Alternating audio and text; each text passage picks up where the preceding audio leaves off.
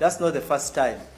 We've received numerous reports praising his enthusiasm and commitment to duty. The Inspector General of Police tasked me to particularly make him know that he has been appreciated. I want to thank God Almighty, Allah, for this moment. Two, I want to thank Afande for giving me this opportunity to sit on his chair today. Above all, of course, I want to also thank police for recruiting me, because it was one of my dreams since childhood that I would one day work for Uganda. I really appreciate it, sir. Okay. Not forgetting media, of course, and the viewers worldwide. Bambi, thank you so much.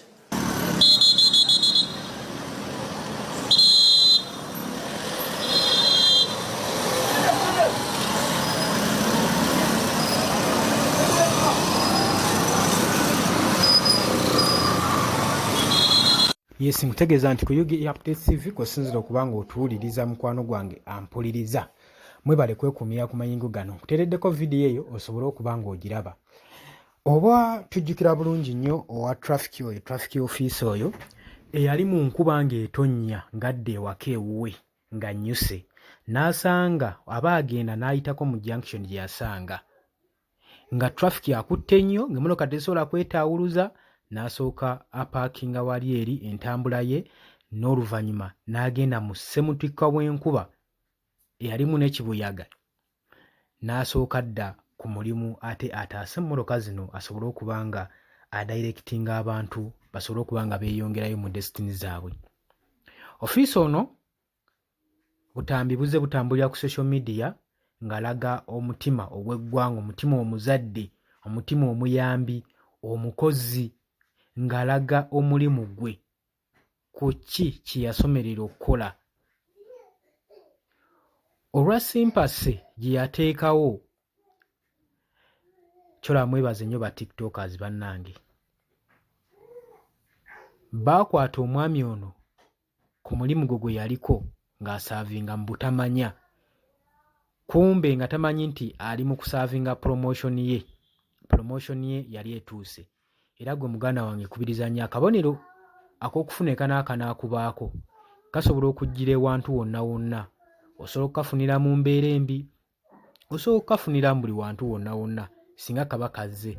Kati ono ofiisa yalaga nti nno adisaavinga ekyo. Era mu Parliament mu Lutuula, Speaker Anita Amongo yavuddeyo naawe ekiragiro nti ayagala ofiisi ono gwe bayita asiimwe erabibwako mu nkuba, mu ssematuuka w'enkuba ng'etonnya, ng'asaavinga omulimu gwe, abeere ng'aweebwa promotion, ajje atandike okukola ku Parliament bamupromoting. Speaker Anita Amongo mu bigambo by'agamba nti ono akoze ekimala era asaavinze omulimu gwe, ajje ku Parliament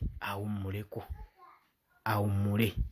So tagenze kukola wabula omulimu gwe bamuwadde ku Parliament promotion gugenda kubanga gumuwa pressure ey'okurestinga, kuwummula, nga servinga government naye ng'eno waawummuddemu emirimu emikakali gy'abadde akola ofiisi ono, Trafic office ono.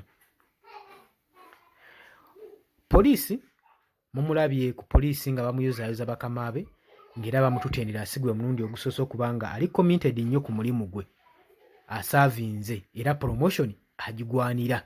Gwe mukwano gwange ali eyampuliriza newankubadde ki naye agigwanira, yakola omulimu ogutakoleka abalala kye batasobola kukola. Tomanyi ba Trafic bameka abaayitaawo nga buli muntu agenda mu magenda ge. So tumwebaza omwami ono olw'okubeera committed nnyo n'okubeera ne experienced n'okuba ne expert mu mulimu gwe. Era ekyo kyonna kye bagenda omupromotinga tukimwagaliza.